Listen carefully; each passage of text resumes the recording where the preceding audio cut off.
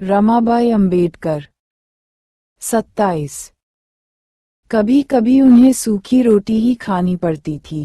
कई बार तो उसे प्याज की चटनी पर ही गुजारा करना पड़ता था। कभी केवल रात का बासी भोजन मिलता और वह भी आधा पेट। इस दयनीय अवस्था में रमाई बाबा साहेब के विदेश प्रवास के दौरान गुजारा करने लगीं। एक बार छोटा गंगाधर खूब बीमार हो गया तो रमाबाई का धैर्य जवाब दे गया। आखिर पत्र द्वारा बाबा साहेब को सूचना देनी पड़ी। उधर बाबा साहेब लंदन में आधा पेट खाकर पढ़ाई करने में जुटे हुए थे। पत्र मिलते ही उन्होंने रमाबाई को पैसे भेजते हुए किसी भी सूरत में धैर्य न छोड़ने की सलाह दी। उन्होंने ये भी परामर्श दे डाला कि समय आने पर अपने गहने बेच देना। मैं लौटकर सारे गहने तक फिर से बनवा दूंगा। यह आश्वासन देकर बाबा साहेब ने रमाबाई से उज्ज्वल भविष्य की प्रतीक्षा करने को कहा।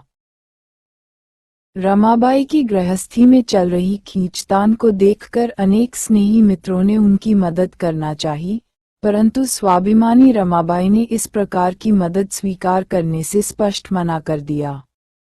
बाबा साहेब के बड़े भाई बालाराम अपने परिवार को लेकर अलग रहते थे। हुआ ये कि वे फिर से उन्हीं के साथ रहने आ गए। उनके लौट आने से रमाबाई की गृहस्थी में थोड़ी स्थिरता आई। बाबा साहेब लंदन से लौटने ही वाले थे। इस उपलक्ष्य में बालाराम ने सबके लिए नए कपड़े बनवाए। रमाबाई को भी नई साड़ी के लिए पैसे दिए। 28। रमाबाई अंबेडकर। परंतु रमाबाई ने उन पैसों से अपने स्वामी अर्थात बाबा साहेब के लिए धोती का जोड़ा, एक गद्दा तकिया और खाने के लिए बैठने के लिए एक पीढ़ा खरीदने में सारे पैसे खर्च कर दिए। देखिए, पति के प्रति ऐसी भक्ति थी रमाबाई के मन में। बाबा साहेब पैसे के अभाव में शिक्षा व शोध प्रबंध का काम अधूरा छोड़कर 3 अप्रैल 1923 को बम्बई वापस लौट आए। बम्बई लौट आने के पश्चात बाबा साहेब ने अपना शोध प्रबंध पूरा किया और उसे लंदन विश्वविद्यालय भेज दिया। नवंबर 1923 को उनका ये शोध प्रबंध स्वीकृत हो गया। इसका समाचार मिलते ही बाबा साहेब का मन खुशी से झूम उठा। ये खुशखबरी सुनाने के लिए बाबा साहेब दौड़े दौड़े अपने घर आए। उस समय रमाबाई की तबीयत ठीक नहीं थी। वे बिस्तर पर पड़ी हुई थीं। बाबा साहेब के सुख दुख में सदा सहभागी रहने वाली रमाबाई उसी अवस्था में उठ खड़ी हुई। कपड़े पहने हुए ही बदन पर पानी डाला और कुल देवता की पूजा की। वे अपने कुल देवता में आस्था रखती थीं। फिर धीरे से बाबा साहेब से बोली, साहब, अब कोई और डिग्री लेना तो बाकी नहीं है ना? फिर से तो आपको और डिग्री लेने विलायत नहीं जाना पड़ेगा। बाबा साहेब ने रमाबाई के शब्दों के नम्र व्यंग का मर्म जान लिया और हंसते हुए उत्तर दिया, नहीं, अब और नहीं जाना है। तुझे मेरी बहुत चिंता रहती है ना? बाबा साहेब के मीठे बोल सुनकर रमाबाई संतोष का सांस लेते हुए हंस पड़ी। रमाबाई अंबेडकर। 29। बाबा साहेब को पुस्तकें खरीदने का बेहद शौक था। किसी भी नई या पुरानी अच्छी पुस्तक पर उनकी नज़र पड़ जाती तो फिर वे पैसों की परवाह किए बिना उसे तुरंत खरीद लेते थे।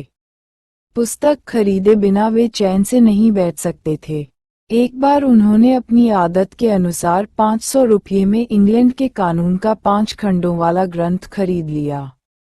ये दुर्लभ ग्रंथ खूब सस्ते दामों में मिल गया।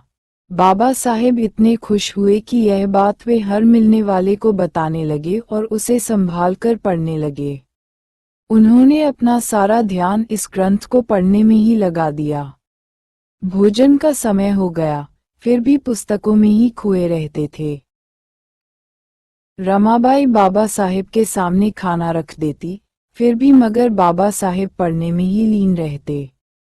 रमाबाई बार बार खाने के लिए निवेदन करती।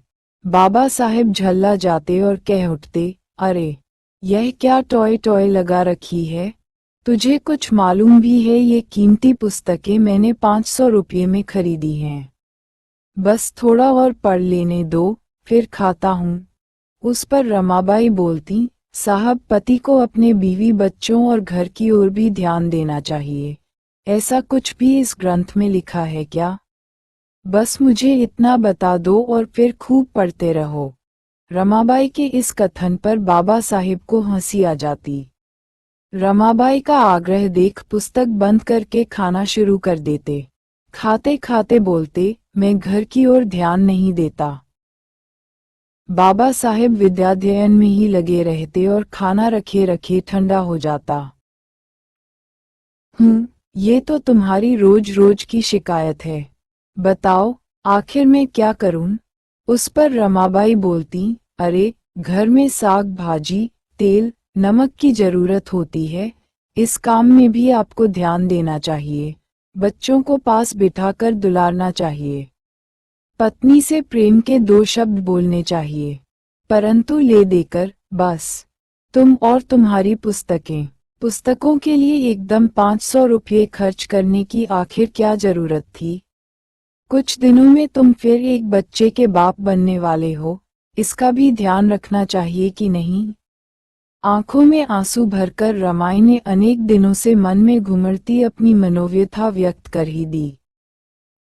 दूसरे दिन रात को घर लौटते हुए बाबा साहेब बाजार से रमाबाई अंबेडकर 31 ढेर सारी सब्जियां और 100-125 सूखी मछलियां ले आए।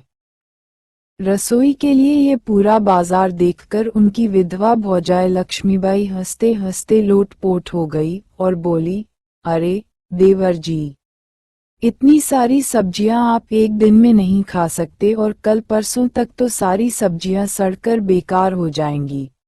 भाभी के शब्दों की बौछार से बचने के लिए वे रसोई में चले गए। वहां रमाबाई भोजन बना रही थीं। मेरे कल के कहने पर घर की ओर ध्यान देने के लिए बाबा साहिब सारा बाजार उठा लाए हैं। ये जानकर रमाई अपने मन में बहुत खुश हुई। उन्होंने अपनी जेठानी का बोलना सुन लिया था।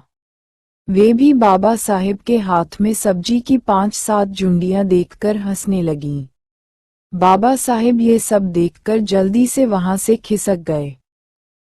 और एक दिन बाबा साहिब ढेर सारी सब्जियां खरीद लाए। 32 रमाबाई अंबेडकर 1-2 दिन के बाद ऑफिस में अपने मित्रों के बीच में बाबा साहिब ने अपनी गृहस्थी की इस बात का उल्लेख किया, तो ऑफिस के सारे लोग भी हंसी न रोक पाए। फिर क्या था, बाबा साहिब भी हंसने में उनका साथ देने लगे। फिर कुछ गंभीर होकर बोले, मैं गृहस्थी के मामले में ऐसा ही हूँ। पत्नी और भाभी हैं, तो घर ठीक ठाक चल रहा है। थोड़ी देर बाद मन की गंभीरता त्याग कर वे मजाक से बोले, पत्नी और पुत्रों से कैसा व्यवहार करना चाहिए, यह अपनी समझ में नहीं आता। हाँ, पुस्तकों से अपनी खूब जमती है। बाबा साहिब ने वकालत की प्रैक्टिस शुरू कर दी थी। बीच बीच में उन्हें केस मिल जाते थे। एक बार उन्हें एक मुकदमे की फीस के रूप में 300 रुपये नकद मिले। उनमें से कुछ खर्च करके बाकी धोती के छोर में बांधकर घर ले आए व खड़े खड़े ही रमाबाई के सामने सब रुपये उलट दिए। रमाई इतने सारे रुपये देखकर देखती ही रह गई। बाबा साहिब बोले, ये लोग कितने पैसे चाहिए? मैं घर का ख्याल नहीं रखता, बच्चों की चिंता नहीं करता, तुम हमेशा यही शिकायत करती रहती हो ना। लो ये सारे पैसे और जरा गिनकर तो बताओ, ये कितने पैसे हैं? रमाबाई ने सारे पैसे इकट्ठा किए, 20-20 रुपयों की ढेरी बनाई और बाबा साहिब से कहा, 20-20 रुपये की ये गड्डियां हैं। बाबा साहिब झूठे गुस्से का प्रदर्शन करते हुए बोले, पर ये तो बता, ये हैं कितने? उस पर रमाबाई हंसकर बोली, मुझे क्या मालूम,